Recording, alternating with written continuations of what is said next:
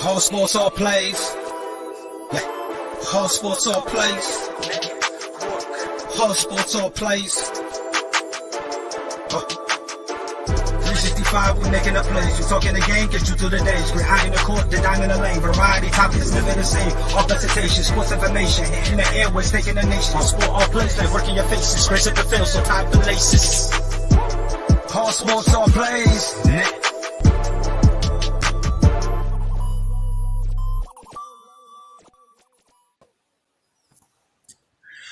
Well, good morning, everybody. Welcome to ASAP in the Morning. It is the second edition of Unscripted Unleashed. We are taking over until Rayleigh, a.k.a. Pride, can wake his ass up and get on the show. I don't know if he had a good night last night because the Celtics won and maybe he just partied a little too hard and said, you know what, I'm taking the day off or what. But it's probably for the Celtics. Yeah.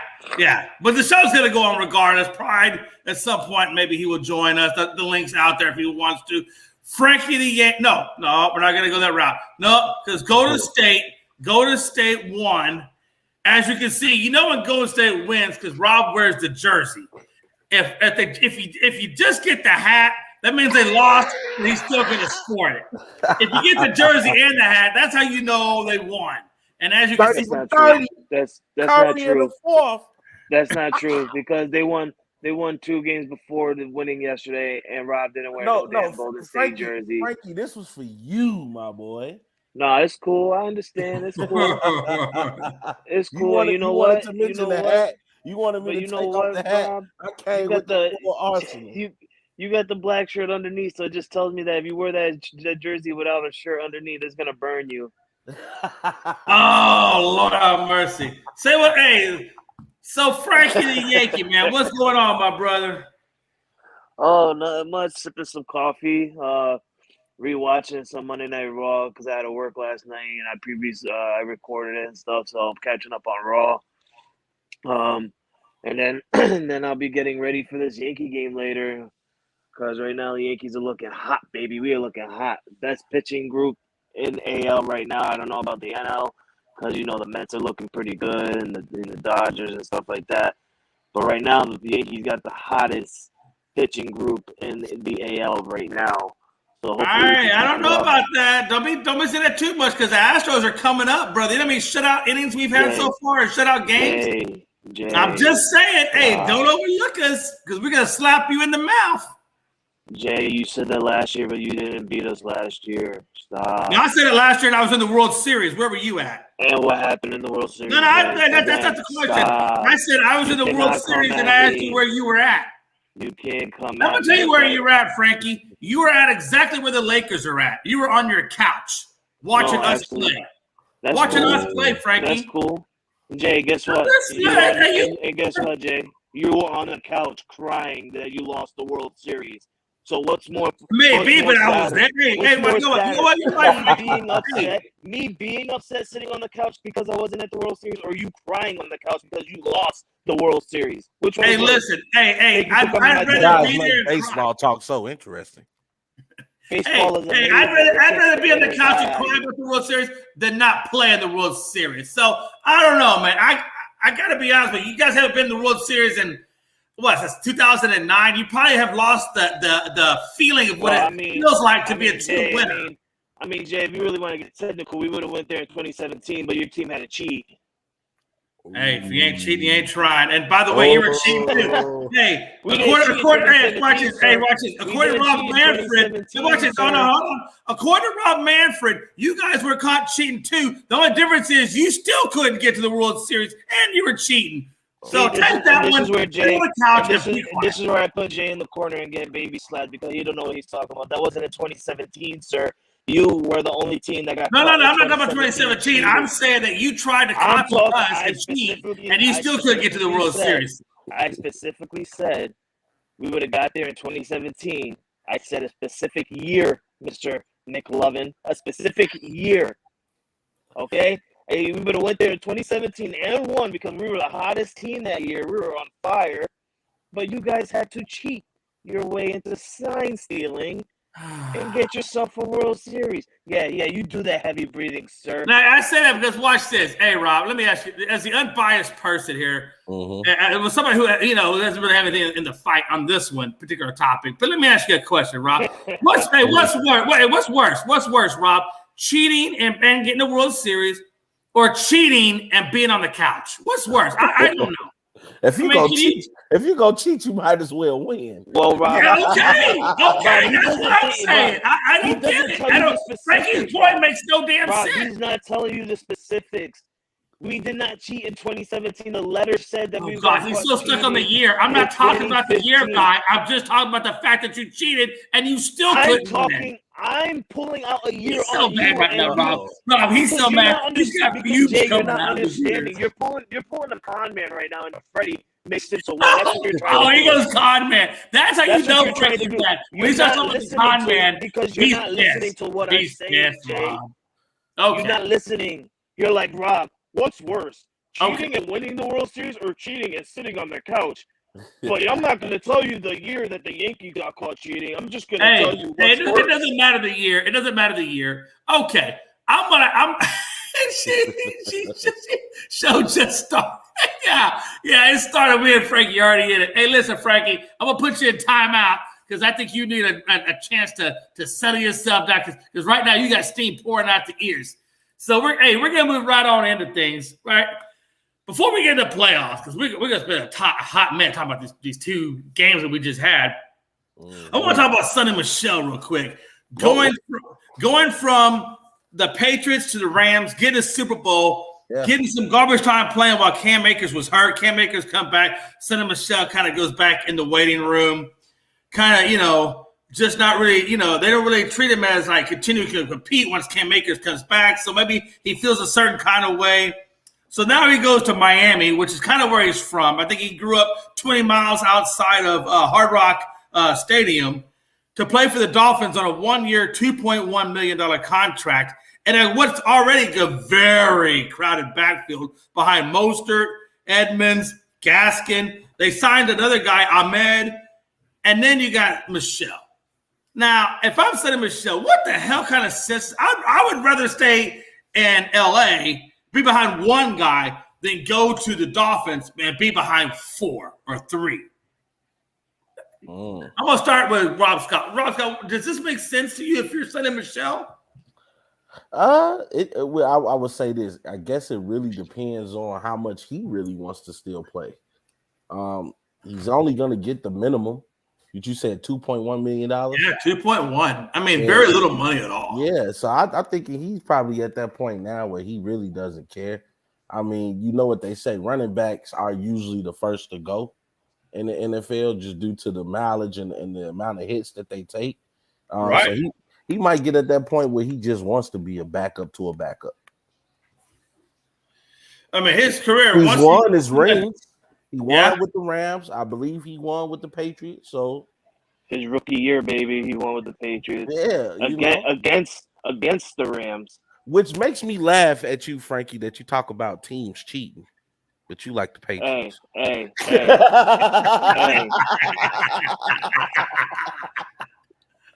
It's true, Frankie. Y'all got more controversies to the political governmental system. But I'm gonna take the words of Jay. If you ain't cheating, you ain't trying. Hey, you ain't trying. Hey, nobody tries harder than Bill Belichick. Let me just be honest with you. Nobody tries harder than that. Something for his efforts, though. He gets a ring.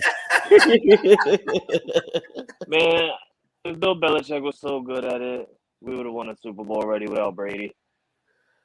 Hey, you know what? Hey, listen, you're starting to come to the right side. Keep on coming to the right. Yeah, no. He needs to stay on that dark. He needs to stay on that dark Sith path. Cheat some more, damn it, Eddie Guerrero. He's trying to follow the recipe that he had with Brady. He's trying with Mac. We'll see what the Mac man can do, man.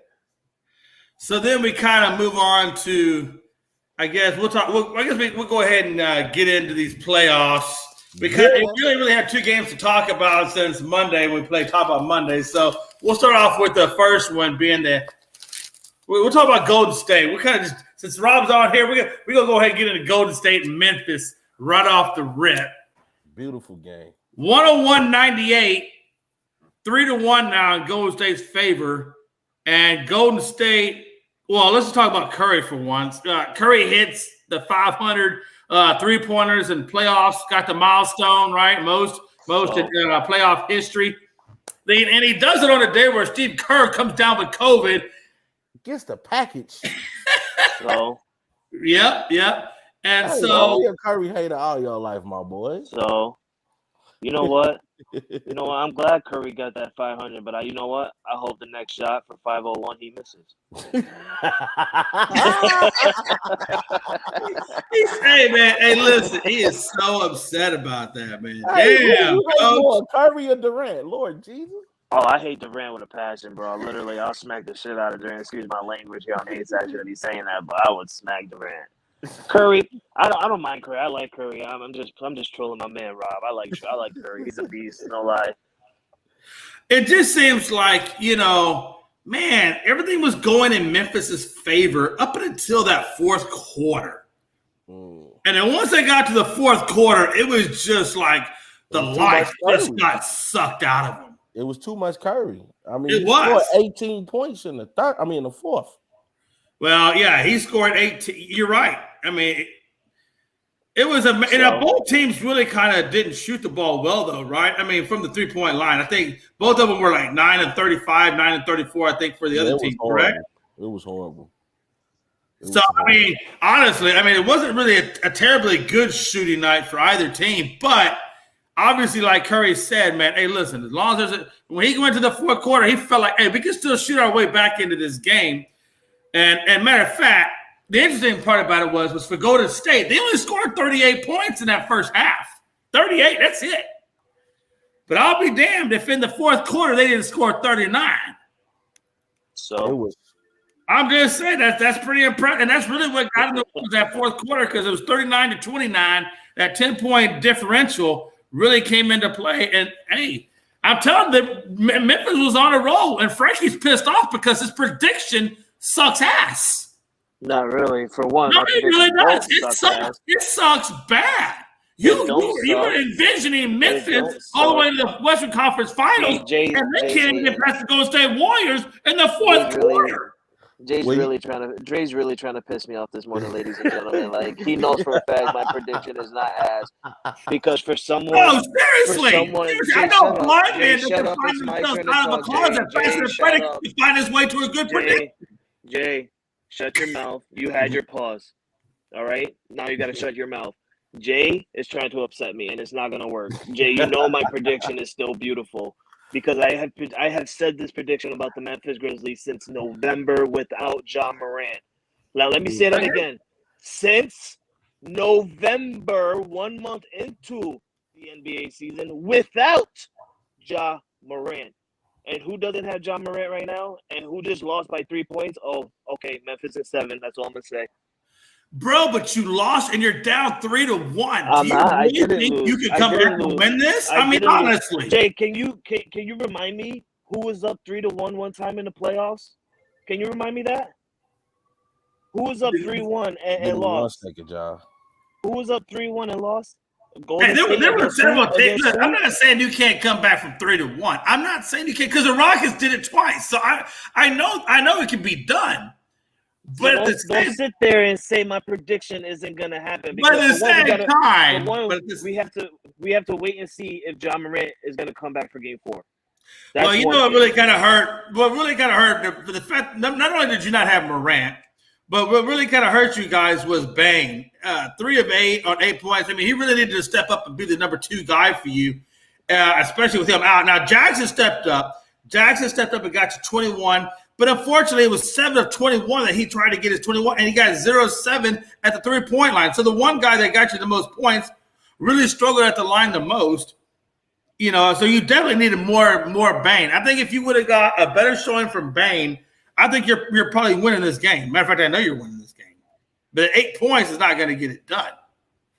And I think it really kind of hurt you guys. a 3-point loss just shows me that they can keep up with Golden State. They can beat Golden State if they, like you said, they put their mind to it and then everybody shoots well as a team without John Morant. They can definitely do it. They had success early in the season without him. They can definitely beat Golden State, no problem. They just have to do it smart and be in the right mindset to do it. But man, they're up 3-1. I still got faith in the Grizzlies. Like they could, like I said, man, they can come back. Golden State blew a 3-1 lead before, and I think that they can do it again against Memphis. But I need to wait to hear and see what's the status on John Morant first. Well, let's see, Frankie. Though I'm a law of averages kind of guy, and I feel like okay. So they're getting ready. Correct me if I'm wrong. They did that. Was that game in Memphis or was it was in Memphis? Correct. Yeah. So they're going to have to. So they got what? Is it one more game in Memphis, or are they getting ready to go to? No, they're going to Golden State now at this point. Correct. What was this, game 4? Yeah. Now we're getting ready to go to game 5. So I believe they have one more game in Memphis. And then we go to Golden State. Okay. Yeah, then we go to Golden State because Golden State's the 2nd seed, if I'm not mistaken. Yeah, Golden State. You're right. So here's the deal. So you got one more game in Memphis. Then we go to Golden State.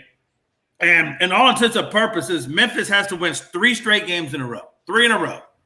And 2 of those are in Golden State. And I mean, I'm just saying, law of averages, Frankie, it's going to be really difficult for them guys to win 3 in a row. It's just going to be hard, man. Do you think that this team has the mentality to do that? Are they tough enough? Oh, they're definitely tough enough. I mean, I don't know what it is that it's missing with what's going on. I mean, like you said, they didn't have a real good shooting night both sides of the court. Neither team had a really good shooting night. So if Memphis could somehow have a better shooting night but still keep that defensive side that they had last night, or even throughout the series with Minnesota and early on with the Golden State Warriors, they definitely have the momentum and the mentality to even this series up as 3 apiece and go to a game 7. But they need that leader, and their leader right now is not on the court with them. So then we turn it to Rob. Rob, Yeah, right back in time. Right back in time. Take that jersey and hat off, damn it. Hold on now. Now we're back to Rob, and this is where it gets interesting. And I hope I don't piss Frank. Well, you know what? I don't give a damn. Hey, listen. Here's the deal, Rob. So we're coming back to you. Frankie tells me that he feels that Memphis is strong enough mentally and physically to come back from a 3-1 down and win 3 in a row against Golden State. And I told him that's going to be a very tall task to complete against this Golden State Warriors. And let's be honest, if we're really being honest, Golden State, had they shot the ball better, which typically Golden State doesn't shoot the 3 ball that bad, had they shot better, this really would have been more of a blowout type of game. But do you feel like in your heart, do you feel like Memphis could come back and tie it up or even possibly win it? Or is Golden State just that good that it doesn't matter what they do? I think what it is right now with Memphis is learning how to win. See, it's one thing to be successful in the regular season. A total different beast when you're trying to be successful in the postseason, especially going against a team that's experienced as Golden State. Because, yes, I know Poole hasn't been there, and Otto Porter hasn't been there. Gary Payton Jr. hasn't been there. But when your core has been to the dance on multiple occasions, that's a recipe for success. Steph, Clay, and Draymond have been there, and they've been the most 3 consistent with Golden State in their success since 2014. So you have to remember that right now, that's a tall task to ask a Memphis team without your leader to go in there and still act like this is the regular season. It's not. Intensity is a lot different. But I will say this is making Memphis better for the future years. Memphis is going to be tough for years to come because they are so young, and they're also getting a learning lesson right now. What they used to say, they're getting taken to the woodshed right now. And it's okay. You're getting taken to the woodshed by former champions. Steph Curry is a former 2-time MVP. Look at the tell of the tape, as they say in boxing. Golden State shoots 24% from the 3-point line, and they win. Now I know you're trying to say, well, Memphis didn't have Ja Morant and they only won by 3 points. Doesn't matter. The one thing that they do great is shoot the ball. They are a small team. They have to use their perimeter shooting to keep that floor space.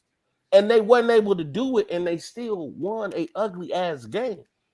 Actually, I'm confident in the Golden State Warriors, if not even more now, because not only do you win finesse games where you score 142 points, but you also win those gritty, those physical games in which a team that by all accounts and purposes you're supposed to kill without Ja Morant, yet they come in there because people also sleep on the fact that Memphis is a better team defensively without Ja on the floor. Exactly, and I want to rephrase myself to Rob because I'm not trying to say.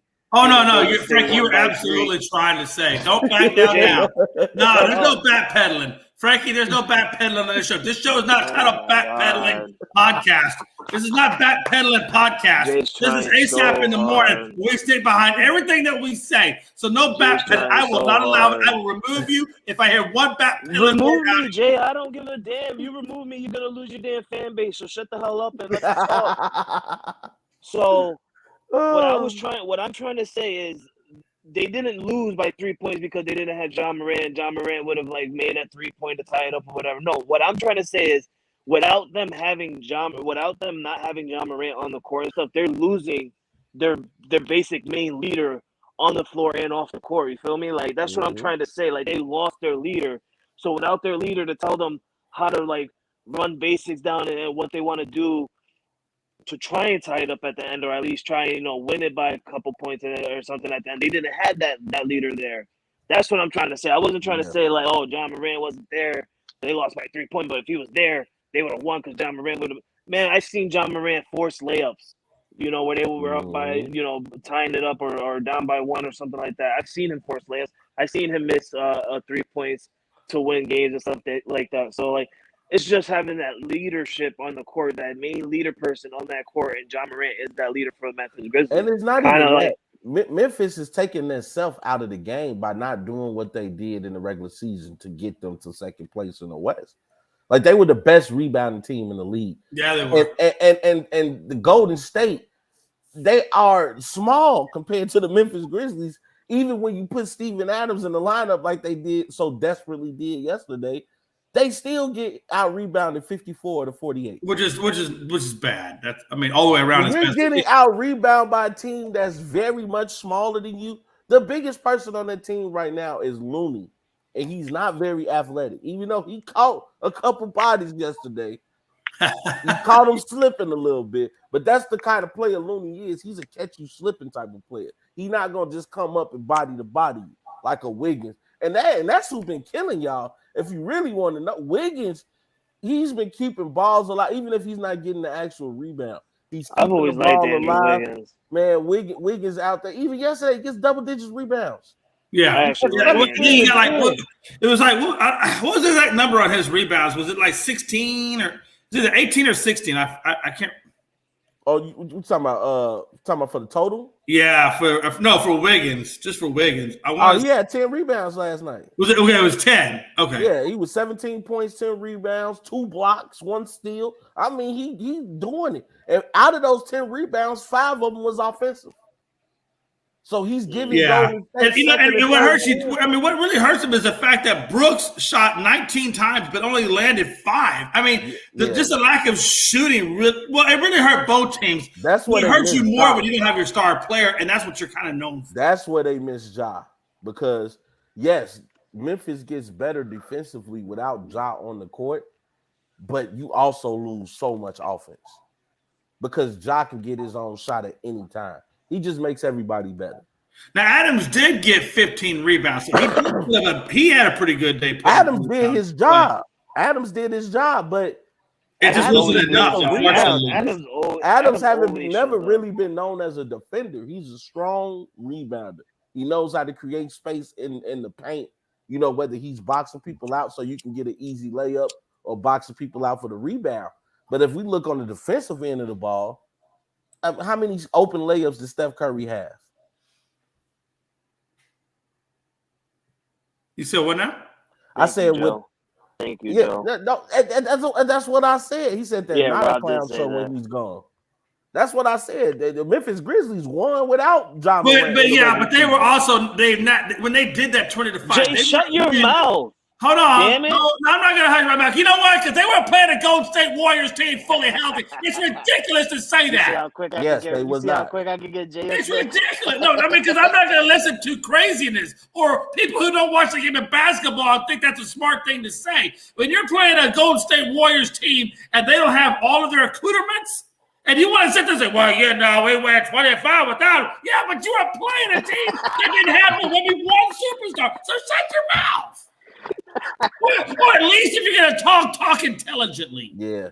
And you know what, though? And I want to give praise. You see me wearing the man jersey. Steph Curry still didn't have a great shooting night, and I still stand by that. Steph Curry is my favorite player, but he hasn't been right since he was trying to break that record. Again, the most three-point shots ever made. Like, he hasn't particularly shot the ball well this season.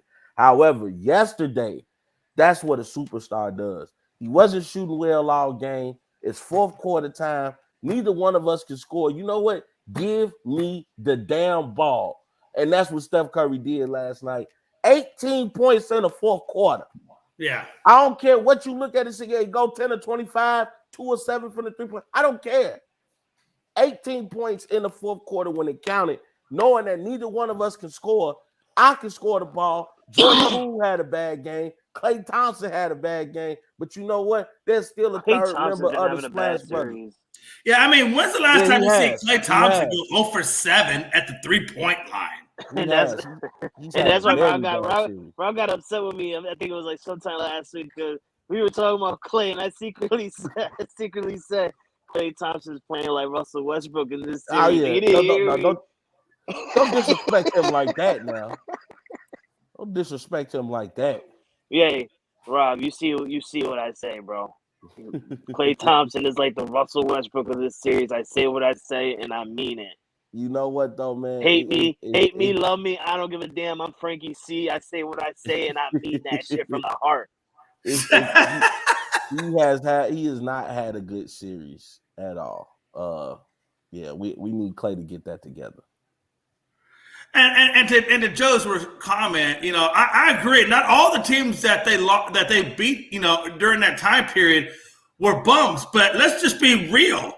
The times that they played the Golden State Warriors, that was not the Golden State Warriors. That was like alternate B team because of injuries. And I think you've seen that. That's why we're up 3-1. Or I should say we. Because I thought my team. I don't want nobody saying. No, you said it. Come to the light. Come to the light, McLovin.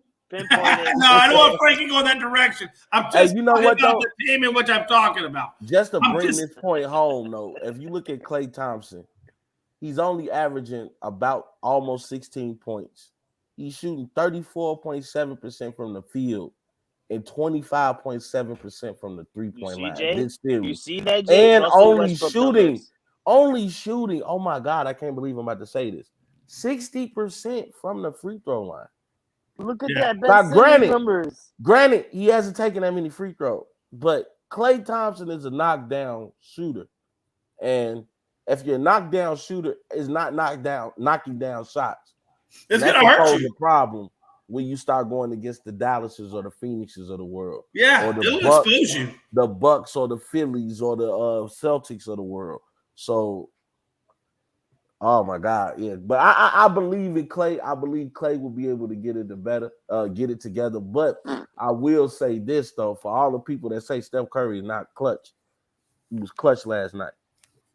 Oh, absolutely, he was clutch last night. And I tell you, man, hey, like I think to your earlier point, and Frankie, understand that, man, is Memphis is growing. I mean, they're growing. They're becoming a better team. But I'm sorry, but sometimes experience just outweighs you. And right now, Golden State just has the experience to win games. And Memphis is learning. God. They're in that growing pain right now. Yeah. I really wish something happens to Golden State where they just like Lord Jesus.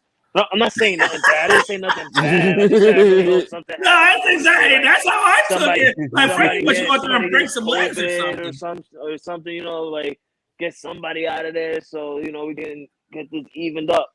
I wanna see an even series. I don't want to see a 4-1 series, bro. I want to. We all predicted a Game 7 series out of this. Actually, I thought this series was going to be the most interesting series out of all the games, but it turned out to be. I still think it's the Milwaukee Bucks. It's turned out to be Milwaukee and Boston. That's the best series on TV right now. Man, and I would say Dallas and Phoenix too, but right now, just with the defensive intensity that's being played in that game, in those games in that series, oh my God, Boston and Milwaukee, they came to play. Nah, oh yeah, there's no doubt because it's literally alternating game by game. Yeah, literally, it almost feels like whoever wins that series will win the finals, but it really does the way it's going. And I'm riding with Golden State to the end, baby. since we moved on to that game, did you guys see the moment where Marcus Smart and Giannis were on the floor? Yeah, I saw that. They're trying to get each other up, and Giannis is like, "Nah, you know what the hell? I'm gonna lay here." Marcus Smart's like, "You know what? He's like, forget you there. Forget you." You know what though? It almost reminded me. Remember when Dennis Rodman and Karl Malone was doing that? Yes. Like they kept knocking each other down and.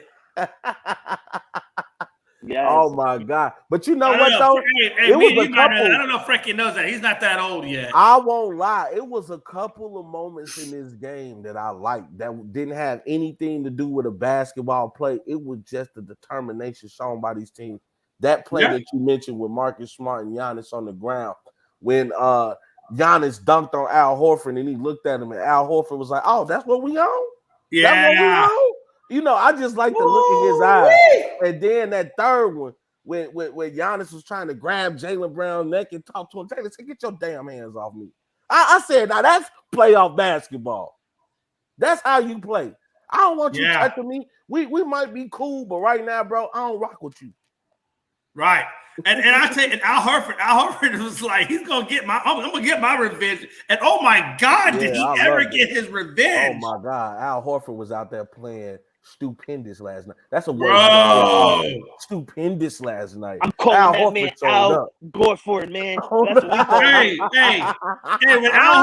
when Al Horford, he got past Giannis and then dunked on Giannis and then put the elbow to Giannis's mouth and said, "Get off me!" I don't even like that the referees take them up, man. You gotta let you can't take the emotion out of the game. Yeah, man. you can't. It's the emotion. Yeah, I'm a dunk and yelling your crowd face and and that's not even Horford. Even Horford will tell you, he's like, "That's not what I do. I typically would go about my business as usual." But I'm telling you, what Giannis did to me on that little dunk and that little smirky face. Oh, I'm putting it on you, and then I'm going to scream in your face. And not only that, but I'm going to drop 16 on your punk ass in the fourth quarter and take the win. The hell with that. You're not going to sit here and say you're not going to be like, "Oh, I'm not that type of person." Man, you just slam dunk on the defending MVP and defending champ. You're not going to sit there and say you're not going to say something, man. If that was me, I'm all up in his face and his grill. And I got the one. Oh, yeah.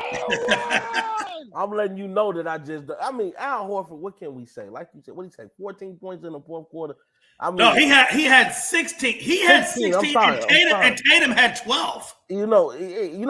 Tatum showed up when it counted. Because if you look over the game, he didn't shoot that well from the field. But in the fourth quarter, he did not. He was 5 of 6, 1 of 1 from the 3-point line, 12 points. Al Horford, perfect as well. 6 of 6, 2 of 2 from the 3-point line, 16 points. Oh, man, plus minus of 17. Just getting the job done. I mean, Horford was it got to the point he couldn't miss. The man couldn't miss. I was so proud of him last night, because I remember Al Horford from them Atlanta years. Used to give my Bulls problems back when they used to go against D Rose, and then he goes to Boston and he doesn't have a good stint the first time around. People thought he was ready to retire. So for him to turn around and do this, because Al Horford is 35 too, he's getting up there in age. So you look when you get a play like this. Not to mention he almost played 42 minutes last night. No, so the Bucks were in control of the game all the way till that fourth. And when the fourth hit, what's interesting to me was the Celtics scored 43 points. The Bucks got 28. But when you look at Tatum and you combine his numbers with Horford's numbers, they scored the same points as what the Bucks did, 28. And then he got the other guys chipping in their part. So, I mean, it really was the Tatum and Horford show in the fourth quarter, and they weren't going to be denied. And it was like, hey, we're going to punch you in the mouth, and then we're going to see you back in Boston. Have a nice day. Hey, but like I said, Grant Williams is making life tough on Giannis. Giannis is still getting his points. Like last night, he had 34 points, 18 rebounds, 5 assists. And Robert Williams still hasn't been seen yet in the game yet. Yeah, and they lucky. But you know what? I'm not. If I'm Boston, I realize I'm gonna probably need him against a Phoenix if they make it.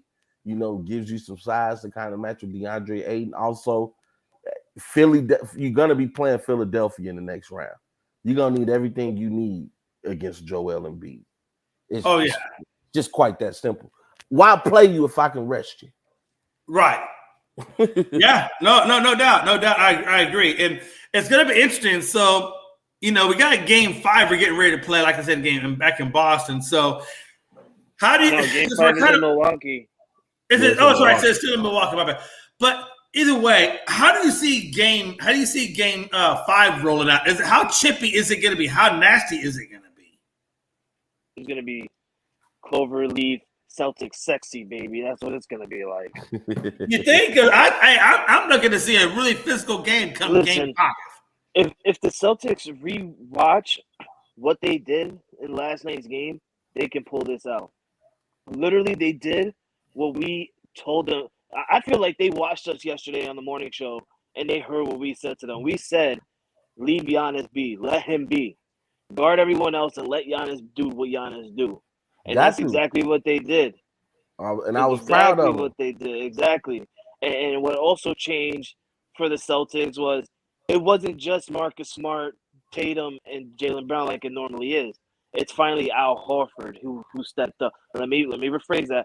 Al Goldford. Al Goldford. All right, he changed that up and got 30. He got a playoff career high, damn it. We put some respect to my man's name, all right? You put respect to Al's name when you're speaking of the Goatford, all right? Because there ain't going to be no one else that's going to do that in the Celtics right now. Listen, if he can... I'm not ready to goat Horford just yet, but I will say one hell of a game. You better call him Goatford, bro. I'm not calling him Goatford. He just said one game in 15 years. Come on, hold on now. Hold on. 30 points was his career high, guy. I'm not goating a guy whose career high in 15 years is 30 points. Okay? I'm going to say that's a great game. I'm going to say it's a great game, but it's not goated. Early in his career, he dealt with a shitty Atlanta Hawk team early in his career carrying that team. But he never got above 30. He never even got to 30. Because he was by himself. That was in the playoffs. Well, I'm by myself. I'm taking more shots. I should be getting about 30 if I'm the main guy. No, that's not what that is even more why he's not goated. No, he's a leader as a team. He's a leader for that team. You talking about Al Horford? Yeah. Al Horford is the stable voice in the locker room. He's a stable voice, but he's not your number one guy. He's not your number one guy. When he was with the Atlanta Hawks? He's not your number one guy, but you also he's your savvy veteran. Like but are you gonna goat him? Really? Are we goating? No. We just talking. No. Because that was the conversation right now, Rob. You're too shit. I need you to use both of them and tell Frankie why. Because the conversation is Frankie says he should be goated. I'm saying you don't goat a guy just for getting 30 points. we just showing him some love for the game. That you give him the goat. God, Frankie's all over his. I'm not gonna say that. You're just mad. Yeah, you're just mad because let's just say Frankie is swinging from an anatomy on alcohol. Right now, in Frankie's background, I can swing low, swing very high. Coming from someone who likes the Rockets in the beginning of the year, but then switch over to Dallas and Luka Magic. No, we never switched over. But now we never see that. Now you're just I'm not going to engage this conversation. Here we go, Rob. You know what though? You know what? That's a good That's a good transition. All right, so what we gonna say? Are we saying with Golden State, Memphis game? What's that gonna be? 5? Who we got? I'm sticking with Golden State, man. I just think that that the 3-1. I without Morant, because Morant is still doubtful to even be in Game 5. So I'm now they said with Game 4 he was noticeably limping and he didn't even practice. Yeah, And now he's still doubtful for Game 5. So Yeah. I'm going to go ahead. I'm going to make the call. I'm saying he's not playing Game 5. I would be really surprised if he did. And if he did play, I don't know if he's 100%. I'm going Golden State. I still think Golden State shoots better and comes back and destroys Memphis like the little stepchildren that they always were. Frankie, I know who you're going with, but who you got? Golden State and Memphis Game 5. I gotta stick with the team that I've been riding with. I'm not a person that sticks with a team and then got to switch over because it's one game left if they lose. I still feel like Memphis can do something. I feel like they can turn it out, and you never know. Maybe Golden State can just let. I'm not gonna say they're gonna let them win, but maybe Golden State ease off a little bit. Not get too tired out because why not take it back home to Golden State and win it in front of your fan base, right? It's thinking like that that'll make you lose. Shut up, Rob. That's what I'm trying to do. Hey, you know what? You know what? Hold on. I heard this character has been getting popular, especially from my show. So Reverend Rob is back to deliver the eulogy for the Memphis Grizzlies. Ladies and gentlemen, they fought so hard all regular season, potential MVP candidate in Ja Morant. But I digress. We lay to rest the Grizzly Bears of Memphis. They fought valiantly. Bro, Peach, bro, they fought valiantly in the playoffs, but they went against a juggernaut known as the Warriors of Golden State, and their time has come to an end. We bid you adieu, Memphis. Oh my God, bro! After that, if I may, I would also like for us to take a moment of silence for Frankie's prediction of Memphis. Jay just wants my prediction to end because he would never. No. Right now, we are in a moment of silence, Frankie. That means you have to be quiet. We are observing the lackadaisicalness of your prediction. Excuse my language to ASAP and Network. But fuck your moment of silence, Lord Jesus. No, we can't. Now you're in timeout. I got to put you in timeout, man. I got to do what Pride would tell me to do, and I got to put you in timeout, man. So you're on a 20-second timeout. We got F-bombs coming now. It's the show. I don't give a shit. Oh, Frankie, man. Frankie, you're on a 20-second timeout. Oh, Lord Jesus. This is listen, unscripted takeover. So we got Frankie riding still with Memphis. Me and obviously Reverend Rob are gonna keep rocking with Golden State. We look back at the real quick on the Golden State, or not the Golden State, Memphis, the Bucks and Celtics. I think the Bucks are going to come back and take, just because of the pattern of it. I'm going to stick with the Bucks taking Game 5. Rob, who you got? Woo! You gotta do it like Ric Flair, bro. You know what? For pride, I'm gonna take the Celtics. Game 5. Woo! Frankie. What? Oh, I'm going with the Celtics. No doubt about it. Celtics in 7 always. Man. I got the Celtics in Game 5. But you know what, Jay? I got some mad bragging rights when the Bucks win that game. Then I want to tell you guys this, and I'm going to tell you secretly. Don't tell Pride. I know he's watching anyway. So I want the Celtics to win this series, right? I want them to go to the finals, right? I want them to go to Game 7 in the finals.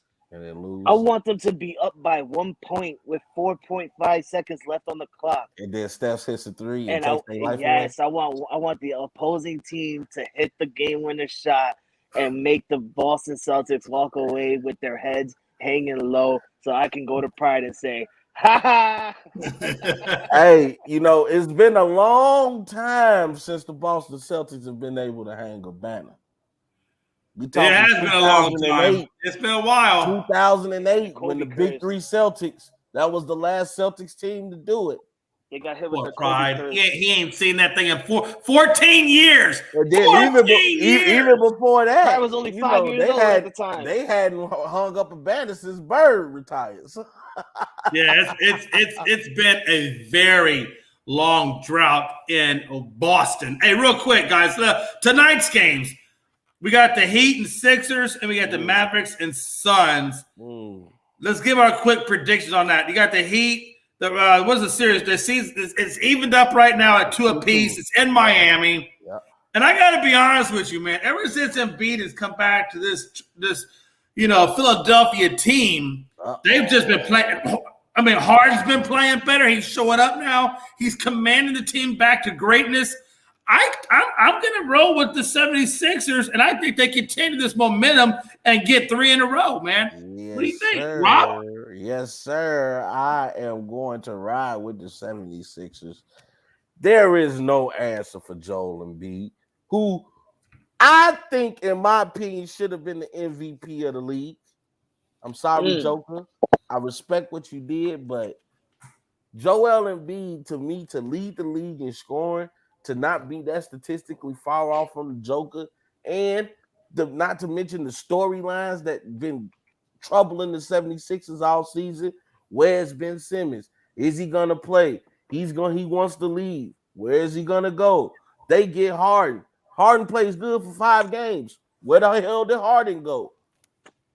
Joel Embiid has seen it all this season, and yet the 76ers were still one of the best teams in the Eastern Conference, which was the Beastern Conference, by the way. But I digress. I got Philly winning tonight, and Philly winning the next game too. Miami they will see no more wins in this series. Frankie. Yes, sir. What's your prediction? Oh, well, I'm in my daughter's room right now. Hold on, you're probably gonna hear it in the background. But I'm going with the 76ers. I said once Joel Embiid came back from injury, it's gonna be game over. Like, they were gonna win 4 straight. Miami is hot garbage. I've been saying it since day one. They don't deserve to be in the playoffs right now. Like, you say hot garbage, my boy? Hot garbage, bro. Garbage? Heat garbage, matter of fact. Heat garbage, bro. Like, you go to Miami and you stand next to the dumpster at Miami Stadium, and that's all you smell is the Miami Heat. That's all you smell right next to that dumpster. You just take one good whiff, and you're like, "Oh, okay, now I know what Frankie's talking about." Oh, yeah, they're hot heat dumpster, bro. They shouldn't even be in there. Jimmy who cares? Yeah, for my boy Pride. Yeah, again, man, I just feel like the Heat put up a good show. Yeah. Yeah, man. Yeah. Hey, you can't compete with that much size and talent. It's just really hard once Joker comes back. He really does change the dynamic of that game. And obviously, when Harden is clicking alongside of him, it's just ridiculous. It's not even fair, bro. Like, when you think about what Joel Embiid No. We're not talking about MVP yet. That's a whole nother matter we're going to talk about after the playoffs. And we're going to No. I'm talking about when you think about what Joel Embiid can do. Because you're asking Bam Adebayo to do a lot and trying to guard that man. When you look at Bam and you're like, man, he's athletic. He's a big guy. Then he's standing next to Joel Embiid, and you realize how big how short Adebayo really is. Lord Jesus. I mean, standing next to Embiid is like, that's too much of a person to handle in one game. It really is. It really honestly is. And that's why I don't score from all 3 facets. He can score in the post. He can hit the mid-range. He can hit the 3 ball. He can dribble. He can handle. His feet work down low is just impeccable. Right. And he sticks defense. What doesn't the guy do? I mean, Adebayo's a good player, but he's not. He's an all-star, but not a superstar. And if you're going to be that small and go up against Embiid, you better be your skill sets better be superstar worthy. I'm telling you, Speak that truth, Jay. I'm just saying. It's a factual thing. What Jay's trying to say is, when you play for the Miami Heat, you're not a superstar because you're hot heat garbage. He said hot heat garbage for our fans. Hey, but I want to say this though. I still, I know for whatever reason, Pride would rather have Doc Rivers versus Spoelstra, but I like Spoelstra, man. I still think he's a better coach. I just do, man. I really do. He can manage. He can manage the superstars. He calls a good game plan. It's just unfortunately right now the Sixers just have more talent than the Miami Heat do. Yeah, you know what? Doc Rivers hurt his legacy with the whole Ben Simmons situation. Like, losing 3-1 leads is one thing. Yeah. But to lose, to really damage the confidence of one of your all-stars on your team and to the point where this man was willing to lose money to not play for you because you threw him under the bus. That really damaged Doc Rivers' legacy to me. Oh no, I agree. I definitely agree, man. Can you guys imagine what Doc Rivers is gonna feel like when it becomes or if it becomes the 76ers versus the Celtics in the Eastern Conference Final? Like, oh my goodness. He has to face the team he won a championship with 14 years ago to make it back to the finals. Like that's and let's be real. I know people want to give him credit for that, but it was long overdue. It was long overdue for KG to win the ring, and KG was not about to let that slip through his fingers. Paul George it wasn't. Ray Allen. Yeah, but KG was like, well, hell, Paul Pierce. Why KG was the voice on that team. Paul Pierce was your closer. Paul Pierce was your closer, but KG was the voice and heart of that team. Oh yeah, absolutely. I totally agree with that. Like he was the coach away from the coach. KG put everybody in position. You do this, you be here, you stand here. I'm up here. I rotate, go there. I watch film on KG with Boston. It was, I knew even though I went for the Lakers that year, I knew in my heart of hearts, I'm like, Boston gonna win this. Yeah, bro. Yeah, but we got our redemption. We did it, 2010, baby. I was so happy for Kobe. And it was an amazing one. It was an amazing one. It's a Game 7 series for the championship. What an amazing way to go. And Kobe did not play well that Game 7. Hey, he did. And he did other things to help his team win. And pay attention and take notes. When you're not shooting the ball well, you can rebound the ball. You can pass the ball. You can play defense. That's what Kobe did in that game. That Game 7 was pivotal. What gets me pissed is you can catch the fake Laker fans is when they say, "Oh, well, it was Kobe that won that game for them." Honestly, it really wasn't. If you rewatch that game, you look at that game, that person that won that game for us, Ron Artest. Meta World Peace. World Peace. Hey, that was the clutch three he hit in the corner, wasn't it? Exactly. Yeah. Oh my God. He was like, I knew Kobe was gonna pass me the ball. I love his explanation. He was like, I was ready for it. I wasn't gonna let him down. Kobe's like, I don't feel well. I know I'm not gonna make this three. Yo, Ronnie, this is you, bro. Get us that shit. Hey, you saw him at the post game conference. He said Kobe got me a ring. Yep, he did it. Back-to-back rings at that.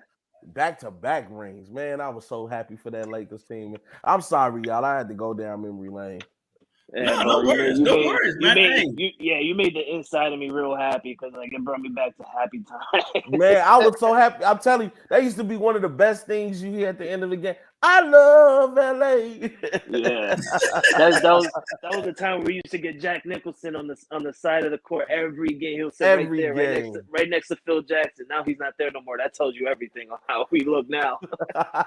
Let's switch gears over to what I think has really kind of turned into a very interesting series as well between the Dallas Mavericks and the Phoenix Suns. Yes, first off, before we get into the actual game and predictions and things like that, what we think is going to happen, I want to take a minute to just get your guys' opinion on something. I've been thinking about this for a minute, and I understand Chris Paul's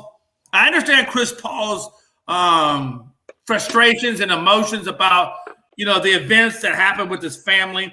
But I've also been reading, and I don't know the truth behind this, but I've also been reading where it was this kid was basically they were given unwanted hugs. Now, how do we feel about this? I mean, they're not, if it's true and they're just giving them a hug, maybe I don't know. Is that really something to get so bent out of shape on over a hug? Maybe they should have said, hey, we appreciate the love, but we don't like physical contact. I mean, the guy was a baby. I mean, I don't even know. He could have been more than 14, 15 years old. And Chris Paul's coming at him like he's a grown-ass man. Rob, what's your take on this? I mean, was it a hug? Were they out there just trying to show love and appreciation? Or was it, what do you think about all this? I don't think it was a hug. I mean, they're saying that he pushed him. You know what I'm saying? Right. You touch my mama or my wife. But see, that's the controversy. First, it comes out that he pushed him. Then it comes out that they were hugs. I mean, I'm confused as to which one it actually was. I don't know. Only thing I can go off of is what information was told to Chris Paul. which was the reason he reacted like that. I don't think at that time you're not listening to logic or reason. Jay, somebody come tell you. No, right I get now, it. I'm with your you. wife I comes understand. in, or somebody comes in and say, "Hey, Jay, somebody touched their wife." You don't even care at that moment how she was touched. Oh, right. No, I get All it. you know is somebody touched my wife. It's a problem. You Oh, know what I mean? and that's So what I'm saying. I that's what I'm saying. don't blame Chris Paul. I I believe. just wonder what I'm really not mad at happened. Chris Paul. I'm mad at whoever is relaying the information. Yeah. You know, being hysterical maybe when you didn't have to be. You know, but I can't blame Chris Paul for his reaction. I can't blame other analysts for their reactions. All we know is his mother and wife was touched. That's all the information that was given to us. Right. So in that instance, you like, I don't give a damn if he's 16. He gonna learn today to stop touching people. You gonna learn today, boy. Well, that's the never point. I don't spanked you. necessarily. I'm with you, Rob. I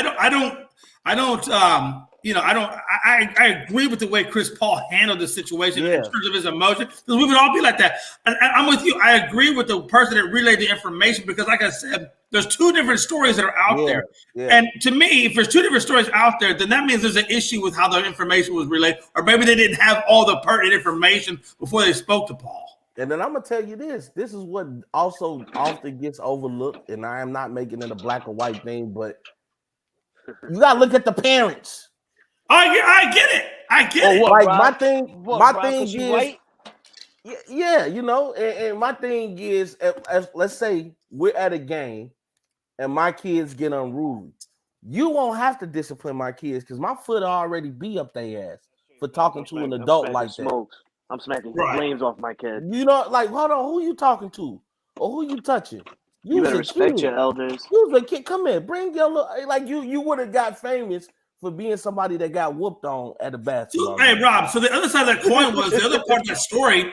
And the other part of that story was they said, and I don't know if it was the wife or the mom, but one of Paul's family members was going up the stairs, I guess, to go to concession or whatever, and they said they were being followed. So I'm wondering, were they being followed by the same by that same 16-year-old kid, I guess, was trying to get the hug or pushing or whatever? Was it the same person? Because if so, why weren't they dealing with that then? Like, why wasn't security like on this kid at that point? Yeah, I don't think, you know, sometimes it's so much going on at a game, it's hard to keep track of everything. But what I will say is it's also Chris Paul's responsibility to make sure if you're not going to have your family sitting in the suite or away from everybody, then they need to have people around them that's going to keep them safe. Yeah, and really, I agree, because you can prevent so much just by taking those extra steps. Because listen, when you got star athletes and you got people like that, sometimes things are just going to happen. It's just in nature, man. People are enamored with stars, and they want to be close to them for whatever reason. And some people, you know what I mean? I feel like they got that tough mentality. I don't need security. We're going to be all right. Yes, you do. I say this all the time, and I hope America doesn't take this the wrong way, but anybody can be touched. Even a president of the United States was touched. If they want to touch you, you will get touched. So ain't nobody touching me. I'm breaking wrists and snapping fingers. My thing with that is when you know you're a high profile person, or you're the spouse or the parent of a high profile person, there needs to be extra precautions taken when we're out with the people, because it can be more than just an unruly fan. It could be somebody wanting the money you have. And I agree with that. They're sitting out there all fancy. You got on these Dior and the Chanel and all this stuff. People want that stuff. So you should, make sure you're safe. Like how Shaq said it. Shaq said it well. We all got cousins. Bring some of them cousins through, man. Ain't nobody cousin ain't gonna let nothing happen to auntie. Oh no, I get that too. To be honest though, when you're, like you said, Rob, I agree with you. When you're famous, or when you're in the limelight, or when you are in a position where people are going to gravitate like that, the inherent risk. We're not stupid. I know these guys weren't born yesterday. They know the drill. So why would you put your family in a position, right or wrong? And it's wrong that people are like this, but it's just it's the nature of the beast. It's the baggage that comes along with being famous. It just is, right? Even though it's wrong, you got to be able to take those precautions, like you said, Rob, so that your family is protected from that environment. Yeah, we've seen this. See, it's just now really starting to hit American sports, Like if you watch like these overseas soccer games, Yeah. they are fighting in the stands. People Those soccer games get crazy. Man, I'm talking about real football. You know what I'm saying? It gets real, bro. Like people are serious about their sports teams. You know, we know here in America, we can take it from sports. It can go to racial slurs. It can go to slurs about me sleeping with your significant other. It can go to anything. You know, so you want to be prepared. And we've been seeing these fans as of late get unruly. Remember, somebody throws a water bottle at Kyrie. They throw something at you know, and yelling obscene slurs at my boy Trae Young. You know, Russell Westbrook complained about what the fans did in Utah. Like it's been going on for years. So right, you know, you as a person that knows how this goes. I mean, how many times have we been to a high school game and a fight breaks out? You know what I mean? Like, oh no, I get it. I get it. Yeah, I started some of that shit. I don't give a shit. Just saying. I mean, I'm gonna be honest. I started some of that high school fight, but that's just me. I wouldn't do that in any event. So Frankie, before we actually get into the game itself, did you want to say anything about this? No, I just feel like maybe that kid was a big Chris Paul fan. He noticed that Chris Paul's mother and wife was there next to him, and maybe he wanted a hug. Who knows? They probably told him no, and he still maybe he didn't hear them, and maybe he just grabbed them and maybe wanted to hug them. But still, even if you're a big fan, even if you're not, you shouldn't be touching superstar athletes. I thought it was or anything like that. But yeah. I also agree with Rob though. Like, if you're gonna have your family members there, especially your mother and your wife, don't have them at courtside. Don't have them with the fans. Especially away. You're not in Phoenix. Right. You're not in Phoenix. You're in Dallas. So if you were in Phoenix, then it'll be a whole different story. Like, you can have them at courtside because you're around the fan base and shit like that. But you're in Dallas. So have them at the suite, in the box and stuff like that, and everything would be good. So technically, some of this could go on Chris Paul. Some of this could go on the fans. And at the end of the day, you shouldn't be touching anybody in the stands. But, hey, it is what it is. It's over with. I hope that kid is safe. I hope Chris Paul didn't find him at the end of the game, honestly. But you know what? Honestly, though, that's the nature of the beast. He's banned. Like, no, until 2023. They said 2023 he can come back into the arena again. So he's got a 1-year ban. That's dumb. They should. But you know, when I look at that kid and I saw them bringing him out of the crowd. And I saw the expressions on his face. He looked really confused, like he didn't understand what he had done wrong. So that's what leads me to. But that's what leads me to believe that I think maybe he was hugging him, or maybe he was, showing appreciation, and maybe it was taken the wrong way. He didn't look like the kind of kid. The way that he came out, it wasn't like he was fighting or whatever. It looked like he was confused, like he didn't understand the way he was expressing himself. Yeah. What if it? I don't know. I mean, I wasn't there, so I don't know. But it's just the way it looked. What if it wasn't him though? Like, what if it was someone else that probably sat next to him or something? Yeah, I thought about that too. It could be. They quickly did it, and then like they seen that it escalated into something, and like the person that did it actually like ran up to the concession stands to dip away, and the kid was the only one there, and that's why he was all confused. Who knows?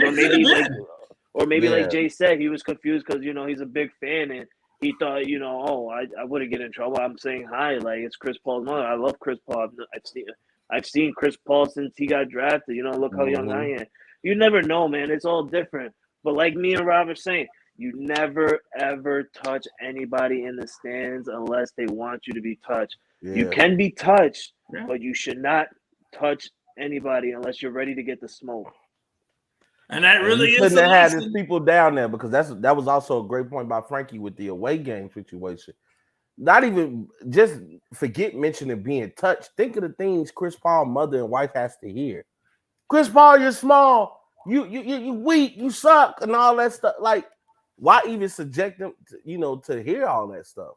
So, man, Chris Paul's like, hey, listen, these are fans. It's gonna be a certain kind of way. So just I'm sure he's got to prepare them for that. Like, yeah. But Mama Paul don't care. Mama Paul, that's a baby boy on the court. Her son. You know what I'm saying? So, especially I was yelling nice slurs. I'm Exactly. sure. I was I'm about to sure. say. I'm I was about to sure. say, yeah. Especially if you're drinking it and you go on some crazy slurs like, "Oh, Chris Paul, you a F," like a fat. You're like, I don't want to say Hey, it, but and that's if you could why say if I'm some Chris crazy, Paul, if I'm Chris Paul, I'm putting my family in a suite where it's air conditioned. They got the little beverages coming down to them. They can chill.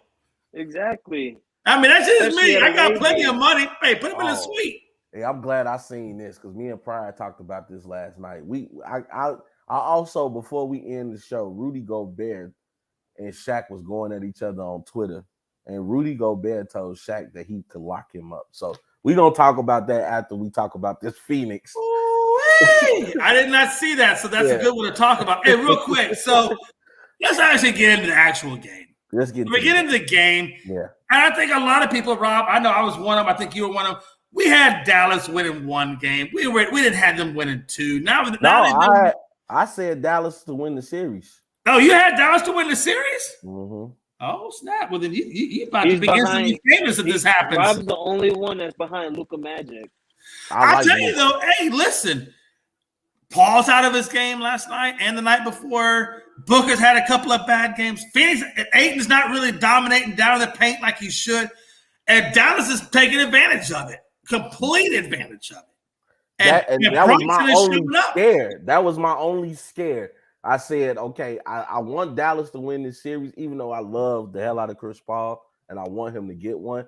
But I said the X factor would be DeAndre Ayton because there's really nobody on Dallas that can guard him. But he's making life so easy for them. No, I definitely agree with that. And the fact is, Brunson showed up. Yeah. So now, and Finney Smith is showing up. So now Luka's not having to do all of it on his own. He's actually got help. Yeah. And when Dallas has help, they could be a really dangerous team. Dallas now, they're playing at a different level.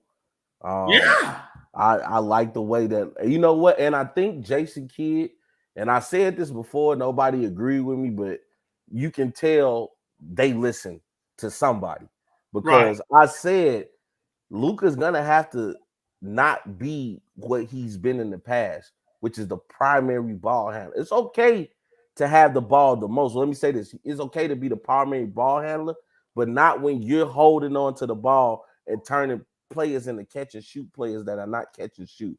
He's allowing Jalen Brunson now to get in the rhythm. He's allowing other players to go back at their natural roles of how they played when he wasn't there, like they did in that Utah series. So, yeah, now Luka is trusting in his team, and then you get performances like you got from Finney Smith.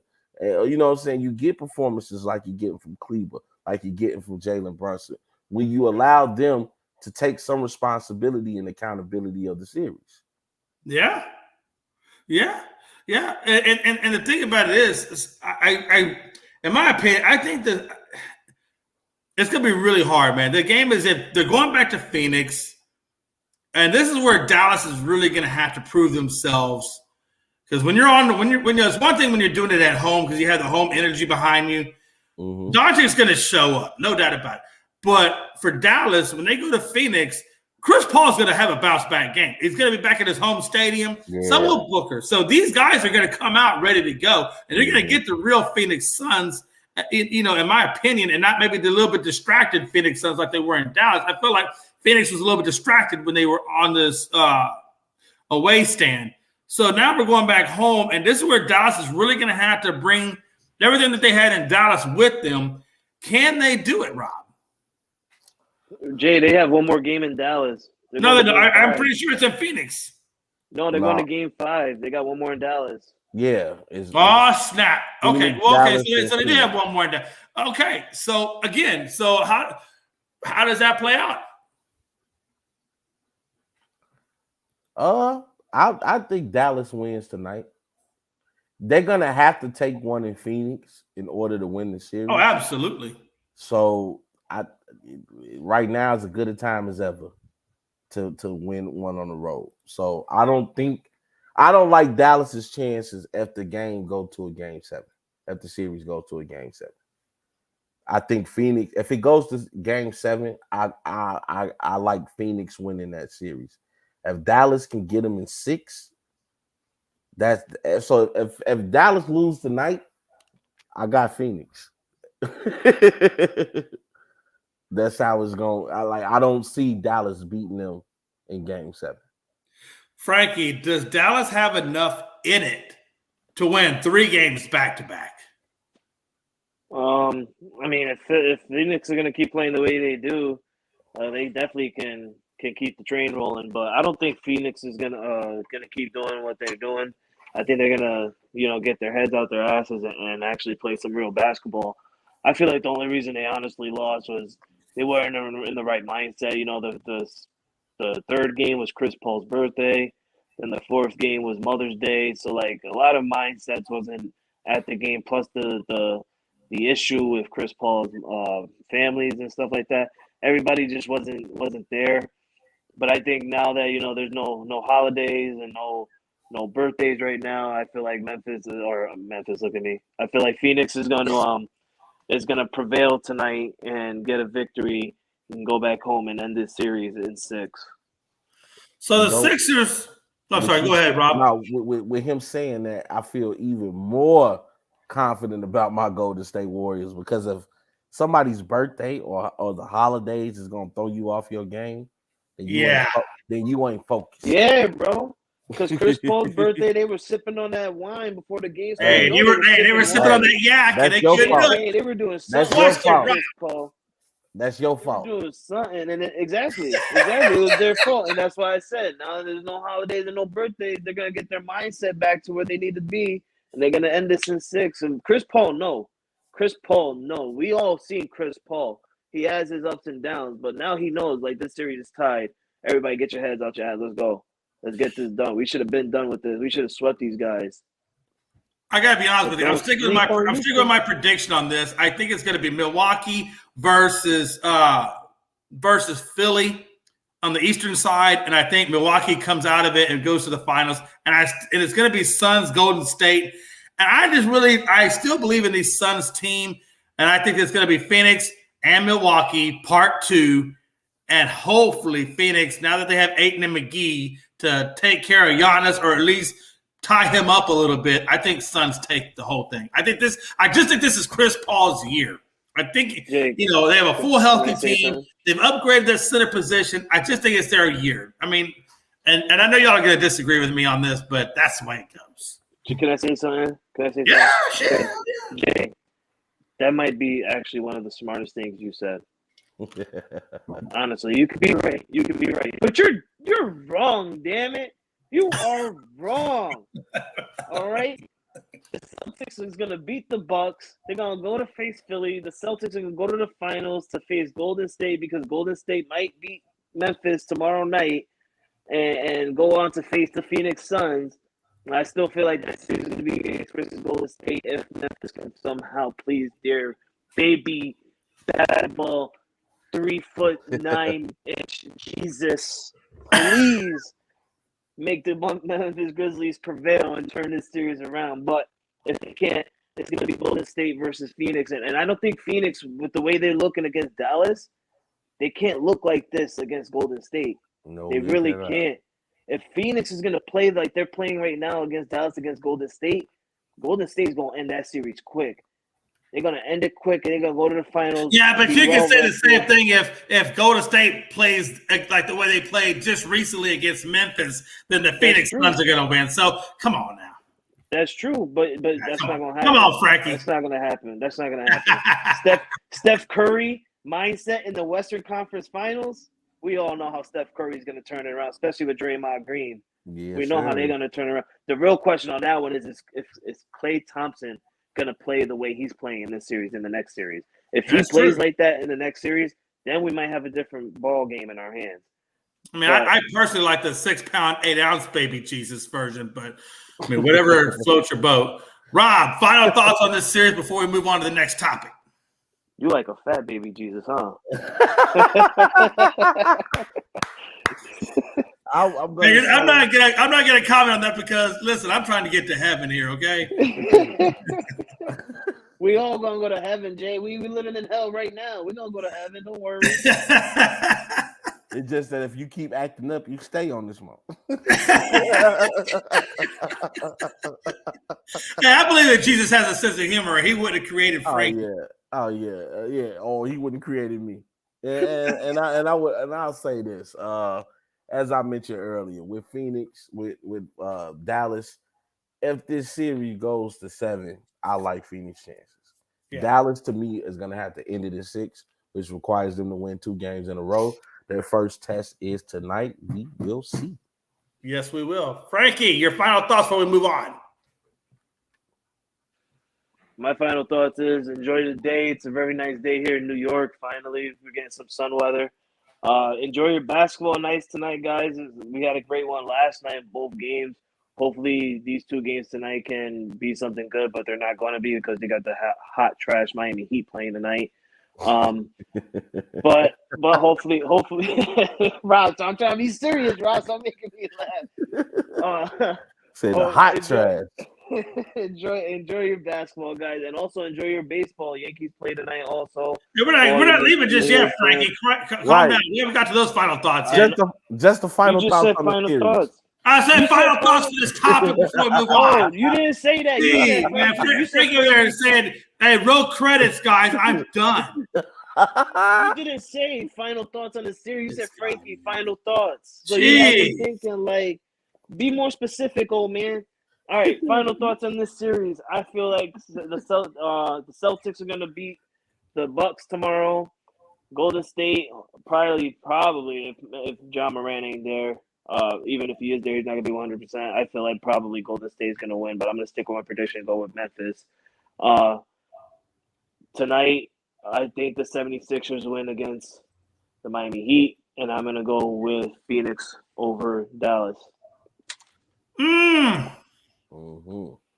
Yeah, so tonight we have the first game is going to be the Philadelphia Sixers against the Heat, and then of course the evening game will be the Dallas Mavs and Phoenix. And how good is that going to be tonight? Plus, we got a lot of baseball out there. But before we get into any of the stuff, Tops, we're going to talk about this Nikola Jokic versus Embiid. And a lot of people can't understand how Jokic could get it over Embiid. Let me tell you something. No knock against Embiid. Seriously, guys just comes back an orbital fracture, got his right thumb ligaments torn, had it coming from a mild concussion, and he's out there doing his thing, puts his game on or puts his team in a 2-game win streak coming back. Nobody's going to try to take a lot of things away from Embiid because Embiid does a lot. But I don't want to take anything away from Joker either now. You look at the stats, and let's be honest, if you're just looking at numbers, Joker takes Embiid out 2 out of 3 categories. Joker gets 27 points to Embiid's 30. That's where Embiid wins. But when it comes to rebound and assists, Joker's at 13 rebounds, Embiid's at 11, 7 assists for Joker to 4 assists for Embiid. And let's be honest, Embiid has had a quote-unquote Harden, Maxey, and Harris, whereas, let's be honest, Joker's got who? Who Joker got? Cares, yeah. Listen, I nothing like I said. You can't take anything away from Embiid, but at this particular point in time, I think Joker's skill sets are better than Embiid's. He's got a better outside shot than Embiid. Now, where Embiid and he can also dominate in the paint area, just like Embiid can. Every position 1 through 5, Embiid can do. He's shown it. Nothing to take away from Embiid, like I said, but what Joker's skill sets are and what he means to his team, I just don't think you can overlook that. That's just my opinion. We're going to go to Rob, and then Frankie's going to wrap it up. And then Rob's going to give us the whole take on the whole Gobert Shaq fiasco. Yeah, I don't know what he was thinking, but he needed to get But Rob, Embiid, Joker, what's your thoughts? I think I told you already. I think Embiid should have won. To me personally, I agree with what you're saying. Like, Joker didn't have anybody, which I can respect that he still got his team to a respectable 6th place spot in the Western Conference. Excuse me. But to me, honestly, Embiid had more drama. Like, we knew Jamal Murray was out and then Michael Porter Jr. went out, and we kind of knew that, but they wasn't a distraction. That Ben Simmons, Doc Rivers situation was a distraction, which could have went badly for the Philadelphia 76ers. And back in the day, it would have been too much of a distraction. And then even bringing in James Harden, he gives you 5 games of great basketball, and then he disappears, which means Joel Embiid is back by himself. I think Joel Embiid helped with the development of Tyrese Maxey. He held it down when Tobias Harris wasn't being the guy that we thought that he was capable of being. Because to me, honestly, Tobias Harris didn't have a great regular season. He's picking up his basketball play now in the playoffs, but during the regular season, it was kind of Embiid or bust. So I have to say, especially leading the NBA in scoring, stepping up and being what your team needed you to be. And if you really look at their statistics, they wasn't that far from each other in numbers. That's not true. I'm pretty sure Embiid lost 2 out of 3 categories. They wasn't that far from each other. I think for me, though, it's just about who had. When you look at, they both are in the same situation. Like I said, okay, you can even say the numbers aren't too far apart. They both meant something to their teams. So it's almost like those two kind of wash each other out, right? Yeah. So then you go to look at the skill sets. Who is the actual better basketball player? Joel Embiid, without a shot of a doubt, he's better than Jokic. How do you figure? Because So if I look at their outside shooting, who's the better outside shooter? Jokic is. I'll say Jokic is a better outside shooter. And they both could play down low. I think Joel Embiid is a better post player. So who is the better passer and who can play all 5? Joel Embiid, because he plays defense. Jokic's defense is subpar at best. But can't Embiid play the point through the center? Yes. All right, we're going to agree to disagree. Again, I don't think there's a right or wrong answer here. I think either one of these guys. Have you not seen Joel Embiid? His handle to me is better than Jokic. Joel Embiid can sometimes be confused with a 7-foot guard, bro. He moves better than Jokic. He's more athletic than Jokic. He get his shot better than Jokic. He's stronger than Jokic. But yet he has less rebounds and less assists. Yeah, but he has more people on his team to rebound the ball. Oh, okay. Okay. I got you. I'm with you. Calm down. I see the smoke starting to come out the ear. Okay. No, I'm just saying. Think about it like this. Where's Jokic now? Where's Joel Embiid? Oh, no, we're not saying that because you already know why that's the way it is. Hold on. And then, not to mention, I know it's a regular season. That argument does not hold water. Because if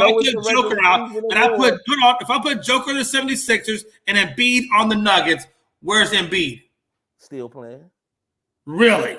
Still playing. Really? Yep. You're going to stick with that argument? I am. Joel Embiid is better to me than Jokic. There's no way in hell. No way in hell the Nuggets are in the playoffs with Embiid. No way in hell.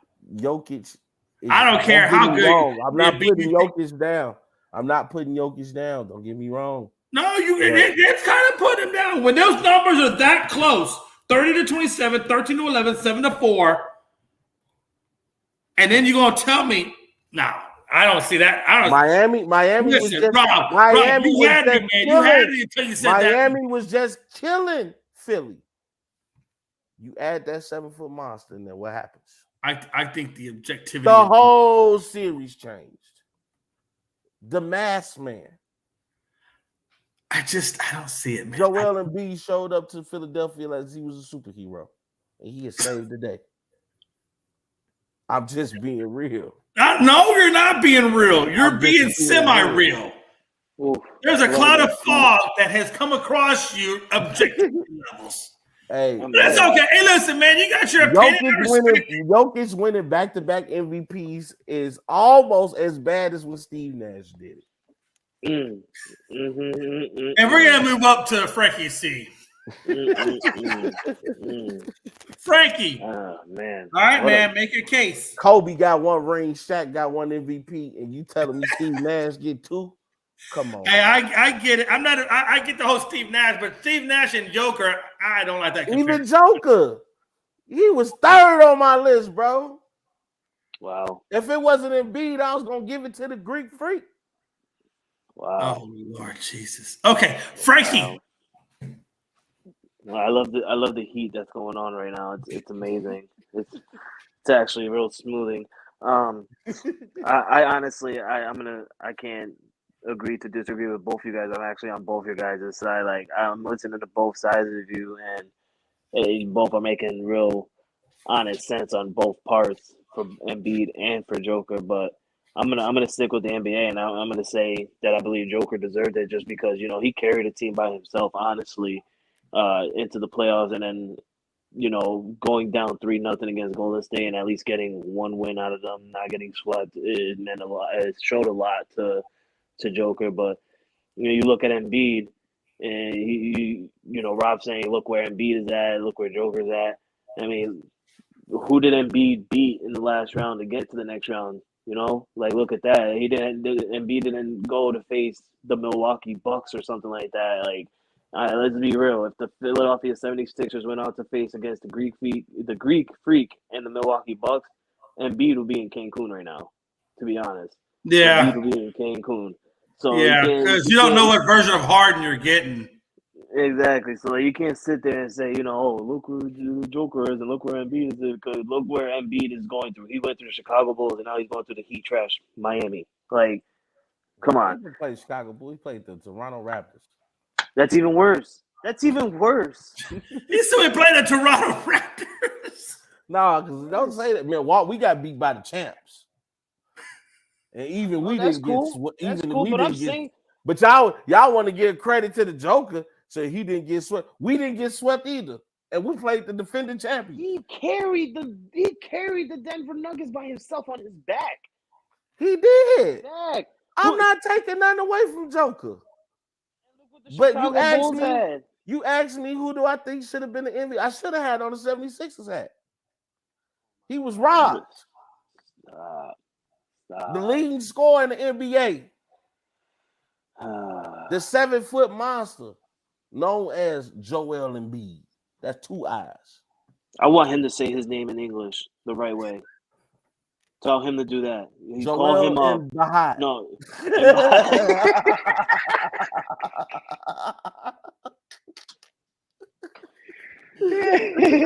Hey, listen. Either way you go, man. Honestly, the competition was stiff for the MVP because between Giannis and Embiid and Joker, I mean, honestly, we can all agree that it's good to see the big man get an MVP. Yeah. Because a lot of times it goes to the forwards or guards, but very rarely do you see the big man really getting that MVP since the Shaq days and stuff. Yeah. So you know what? The center is back in the NBA. I mean, we're talking about guys who take care of themselves, especially Joker, because Joker hasn't really had any health issues in his career. I mean, he played 74 games this year, which I'm glad he was able to get a couple games to rest, because usually he's up in that 70, 80 percentile. So, absolutely. And I was so proud of Joel Embiid because he at least gave us like 60 to 66 games. So he usually doesn't do that. So they say the best ability is availability. And both players were available to be with their teams this season. And you see the results. Both teams have winning records. Both teams made the playoffs. Joel Embiid, scoring champion, and the Joker, Nikola Jokic, 2-time MVP. So the big man is back. So then we're going to move into what Rob brought us to talk about. Speaking of big man. Hey, now, I didn't see this, so you have to correct us on this one again. Yeah, man, this is on Twitter. So I don't know what sparked the conversation, but Rudy Gobert, I guess getting tired of all of the Shaq hate of, him being a big man in the league. He said that he believed he could have locked Shaq up in his prime. And I was just floored. I'm pulling it up now so you guys can. I was floored. Like, do you really think, Shaq? I'm talking about the hack of Shaq days. End of Orlando, beginning of Los Angeles Lakers Shaq. You really think you could have locked that man up? Hell no. Hell no. Listen, for him to say that is really weird to me because let's be honest, Shaq, he changed the game in the way he was guarded because that's when the whole hack of Shaq came in. Yeah. When the hell has Gobert ever done anything like that? Yeah, so this He what can't it even was. win MVP of the league, and he thinks he can guard Shaq or lock Shaq up. He must be smoking crack cocaine or whatever it was that COVID did to him when he was spraying it on the microphones. Must have came back and reinfected him. Yeah, That's crazy to me. So this what it was. You know, Shaq got a podcast called The Big Podcast with Shaq. Yeah. And the thing was, you know, he mentioned Rudy Gobert. He said Rudy's a great player, a fine defensive player, but he offers nothing on the offensive end. Like That's he true. has no post moves. So then Spice Adams, which, you know, a lot of people don't know, he's a, you know, former football player. I believe he played with the Bears. And, you know, now he's just a social media personality, funny guy. You know, he said that I think Rudy can hold you to like 12 points. And Shaq said, yeah, in the first 3 minutes.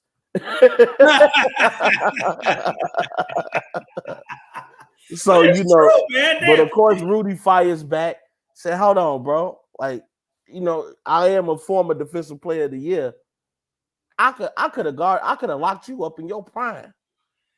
He ain't never faced a man like Shaq. Nobody has really faced a man like Shaq. You say that?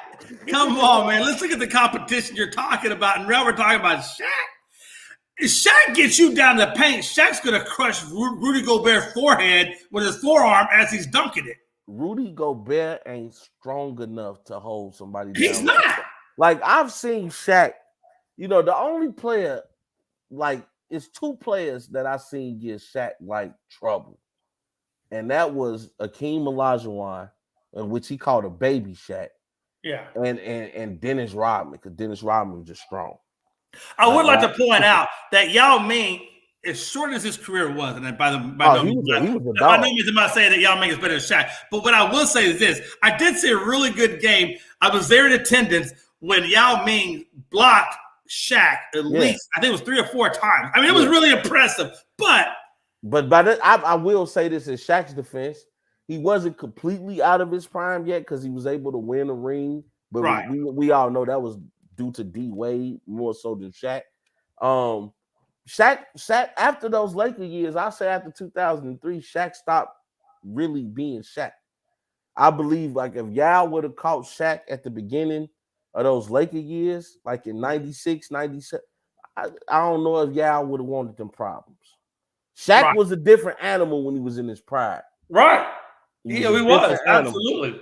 So you got to take into account that, yeah, Shaq might not be on anybody's list as far as being the best player in the NBA.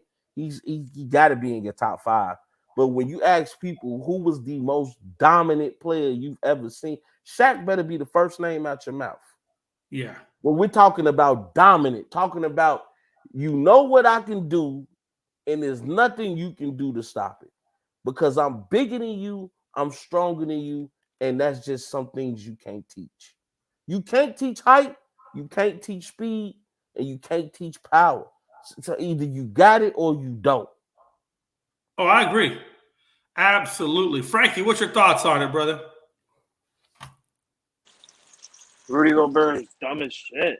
You trying to call out Shaq in his prime. Like, you crazy, bro.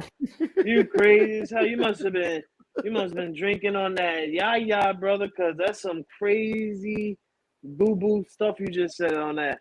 I don't know what's wrong. On his prime, bro. You asking for the backboard to get smashed on you, bro. Lord Jesus! Straight up, you asking for the backboard to get smashed on you. Right? He forgot who Shaq was, man. Like he must have not seen Kazam. Like that man. My man Shaq would put the magics on him, bro. Like Rudy Gobert don't know. He don't want the smoke, bro. Shaq would just straight smoke him like a little baby. Like in his prime, like Shaq would just like straight up look down on him and just be like, "Nah, bro, not here. Go back to the future, bro. Go back to the future." Rudy Gobert, man, and I think he gets it confused. Okay, you played the Jokers of the world and the Joel Embiids, and we just talked about how great these players are. They ain't Shaq. They're not Shaq. They not Shaq. Shaq used to bring fear to people. People was afraid to even speak their mind around Shaq because he didn't want to piss the giant off. They wouldn't even go in the paint. Man, I look at that punch he threw at Charles Barkley that he missed. I always say, like, oh my God, could you imagine if he would have connected? Oh yeah. Oh my God, Rudy, stay in a child place. Rudy, Stay in the child. Rudy, worry about trying to get to a finals. I'm not even gonna say worry about winning one because you haven't even gotten there yet to try and win one. So you should try to worry about trying to get there in the first place. Matter of fact, focus on what you want to do. Because you over here wanting to say you trade this guy, trade that guy, maybe you should trade me or something. Worry about what you want to do first. Then worry about trying to make it and then actually become something. All right. Better. And that's something I'm talking about is a better ball player, like my man Rob said. Get better. Be a better ball player because you're straight gaga. You're garbage. You're doo-doo. You're Utah trash, my man. I'm just saying, man, because you talking about trying to go up against Shaq. Let's say you do get a block on Shaq. Let's just say you miraculously, Shaq doesn't just push you and bully you out the way. You get one block on Shaq. He damn sure can't score on Shaq. Rudy can't score on nobody. No, that's not his forte. Even now, even without Shaq in the league, it's not his forte.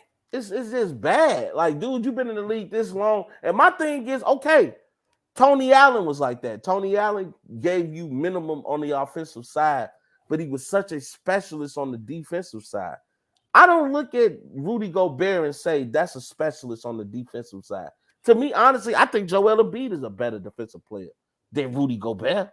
Yeah. But that's what I'm saying. If you're going to focus on just being a defensive player, then be the best at it, bro. Yeah. You making me go on my Soldier Boy voice, bro. That's true. And the thing about it is what has he really done? Like, you know what Shaq has done with every team that he's been involved with? I mean, he's except, as he got into the ladder, like with Cleveland, things like, he started to kind of, but he was so old, but in his prime years, in his prime heyday, I mean, you knew what Shaq meant to your team. Yeah. You knew that without Shaq, you're not winning a championship. Yeah. Can you say this? Gobert with Utah can barely even make it. Well, they can't even get past the first damn round. He's not even the biggest threat on his national team when he plays for France. You're not even the biggest threat. Like, we're more afraid of Nicholas Batum than we are of Rudy Gobert. Put it like this: Rudy Gobert can't even share the same court with Lamar Odom. Oh my goodness, Lord Jesus! Yeah, and I think a lot of people don't take him seriously. When he said that, there's no way people are taking him. And I don't even think. But you know what though, Rob? I don't even think Rudy took that stuff seriously. I think he just said it because he was butthurt and he felt like he had to say something. But deep down inside, he knows he's wrong for saying it. He knows there ain't no truth to that. He can't even get a max contract, let alone talk about God and Shaq. Come on, bro. What they say? I've been watching this new series. On Netflix. Shaq said, "Here's my jock strap. You can hold that, Rudy. Hold my jock strap." I've been watching this new series on Netflix called Top Boy about them London guys. Come on, bruv. Let's be for real, bruv. Hey, so we're gonna wrap it up real quick. Hey, I just want to give a shout out to Frankie. Hopefully, your Yankees will beat Toronto tonight. It's gonna be a tall tasking, I think, for you guys, but it's going to be interesting. Also, I would like to say that the Angels are going up against Tampa Bay, and I hope Tampa Bay will stomp the dog crap out of the Angels. And lastly, we go up against the Minnesota Twins. And we're going to face our arch nemesis, our Benedict Arnold, our turncoat, the guy that left us for somebody else, Carlos Correa. And I hope the Astros just stomp the dog crap out of him.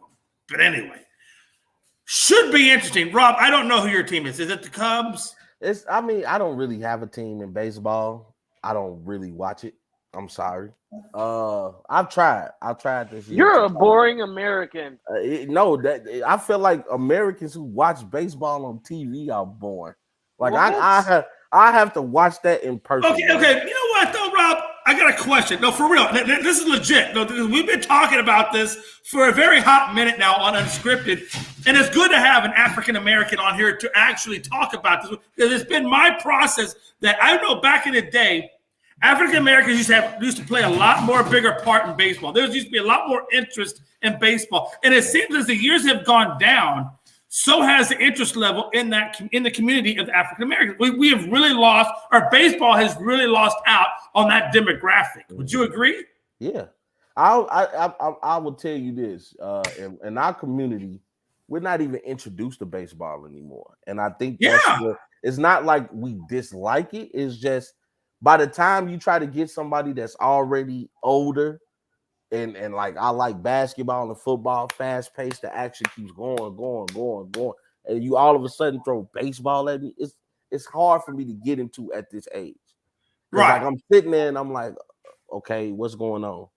Like I think that's something you have to introduce kids to, and I think that's not being done in the African American community. It used to be big stuff, like even in Chicago. And I think it's a marketing, Jackie Robinson issue with baseball that they're not marketing more towards that your demographic, because I think if they were, then you, like you said, at a younger age, you would get them more involved. Yeah, and we support it, like when the Cubs won, but this Chicago, we just looking for a reason to come outside.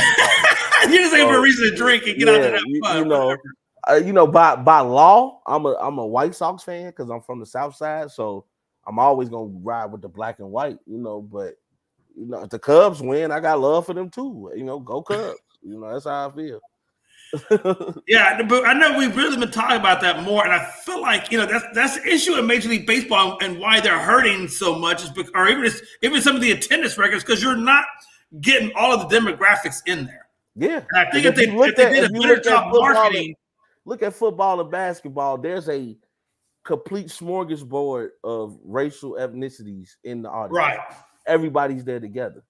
And I feel like if you watch baseball, it's either our Caucasian brothers and sisters, our Latino brothers and sisters, or our Asian brothers and sisters that's into baseball.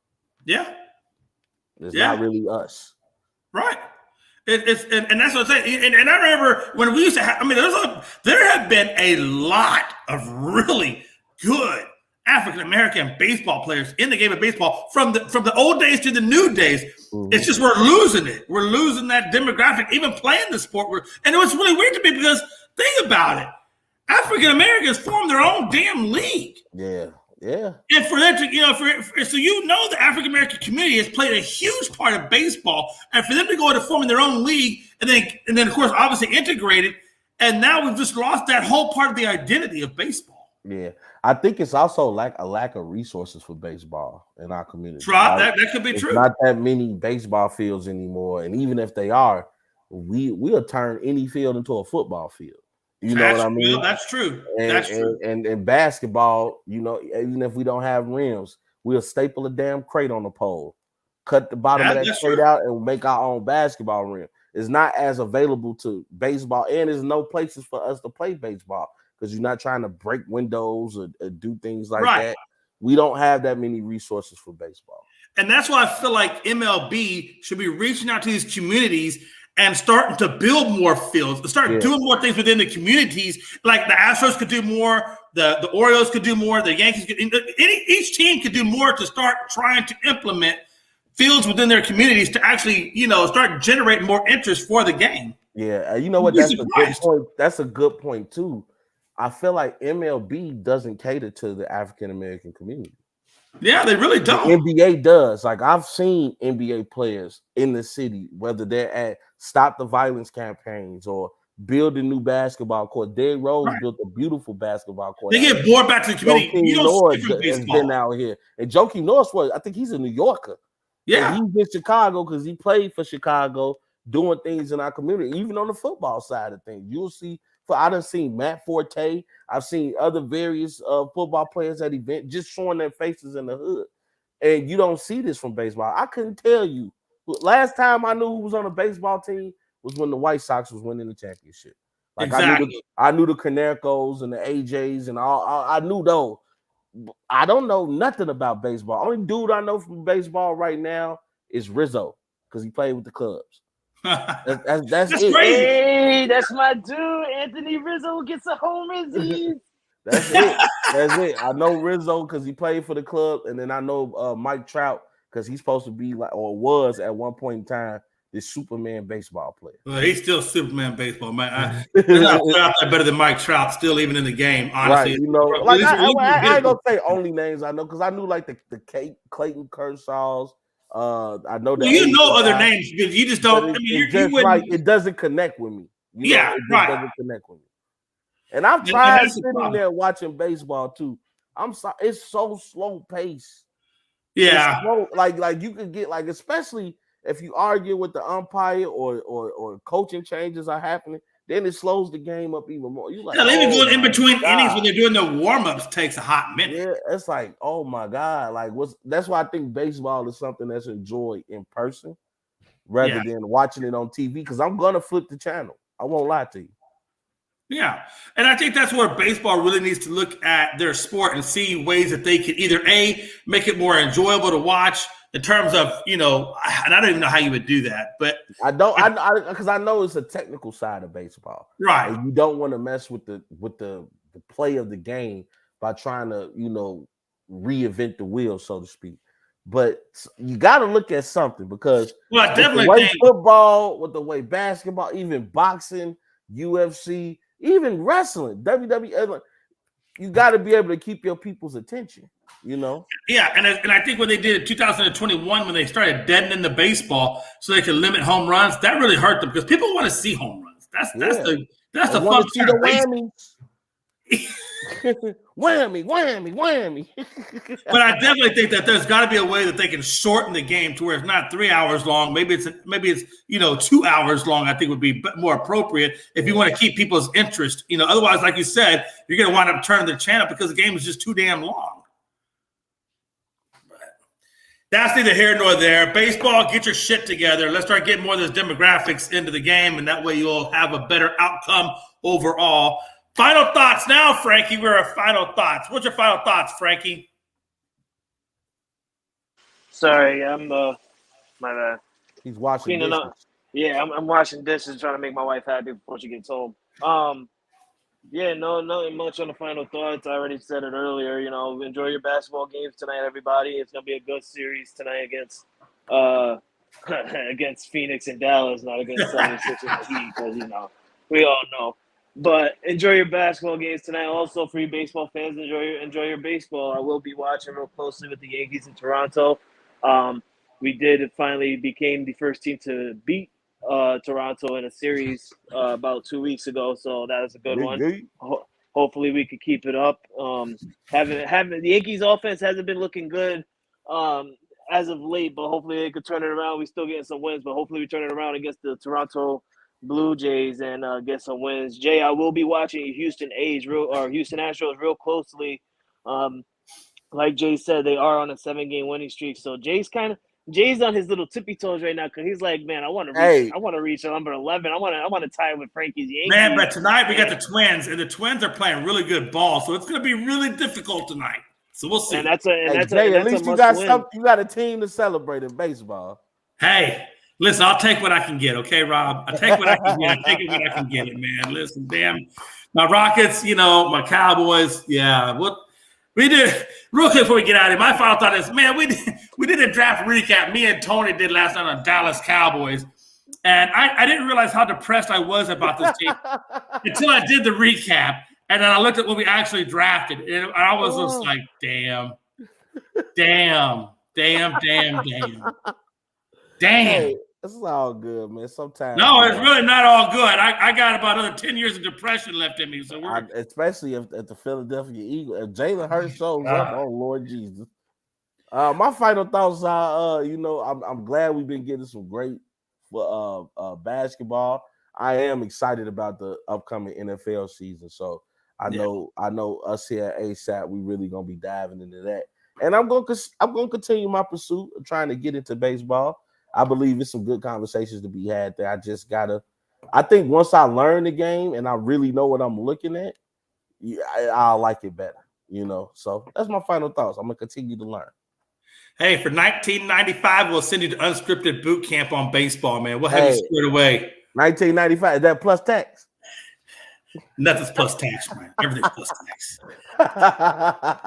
We still live in the great United States of America. Everything is plus tax. Yeah, Hey, I everything's feel like fun. I've already been on unscripted now, man. Yeah, you have. This is fun. This is fun. If it gets crazier than this, then I'm in for a hell of a ride, baby. Oh, you ain't seen nothing yet. Don't worry. Thursday be running, and then you'll be going back at it, and I'll see the more. I don't see the serious side of Rob too often. Hold on. You going on Thursday? Yeah, man. Oh, You're gonna be on Thursday.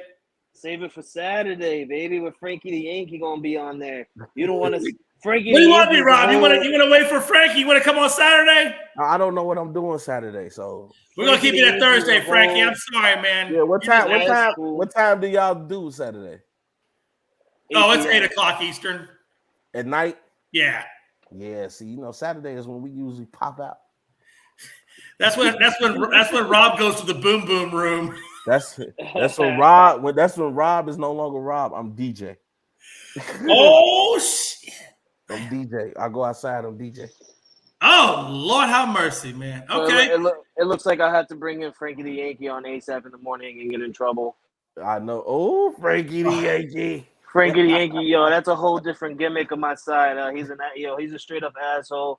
He wears a hat and sunglasses indoors. He wears them indoors, a hat and sunglasses. He don't care. Hey, that's because my light is shining on me, baby. Exactly. And he talks that shit. He don't care what people say. Jay McLovin be talking that trash, and guess what? He be getting the heat right back, and I be getting Jay's ears smoking. I be like, yeah, Jay, that's what I do. Oh. But Jay loves Frankie the Yankee. He's been waiting a whole full year for Frankie the Yankee to come back around. Yeah, when he comes around, it is a definite vibe to the show. All right, folks. Hey, listen, man, it's going to be a lot of good times. Like I said, we got the Sixers Heat first game, and then we got Mavs and Suns on the second game, followed by a lot of baseball today. So enjoy your sports, peoples, and you can catch Rob Thursday on Unscripted, 7 p.m. Eastern. I'm going to bring the heat.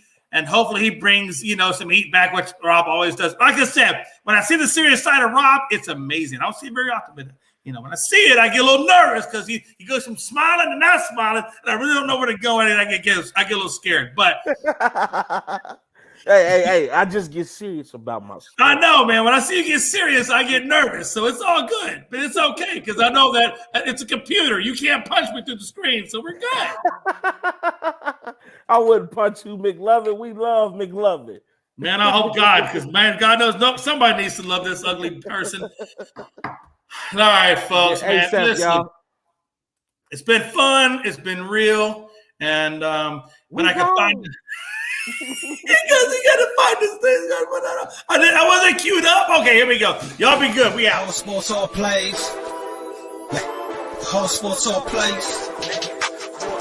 All sports, all plays. 365, we making up plays. You talking the game, get you through the days. We're high in the court, the dime in the lane. Variety topics living the same. All presentation, sports information. In the airways, taking the nation. All sport, all plays, like working your faces. Scratch up the field, so tie the laces.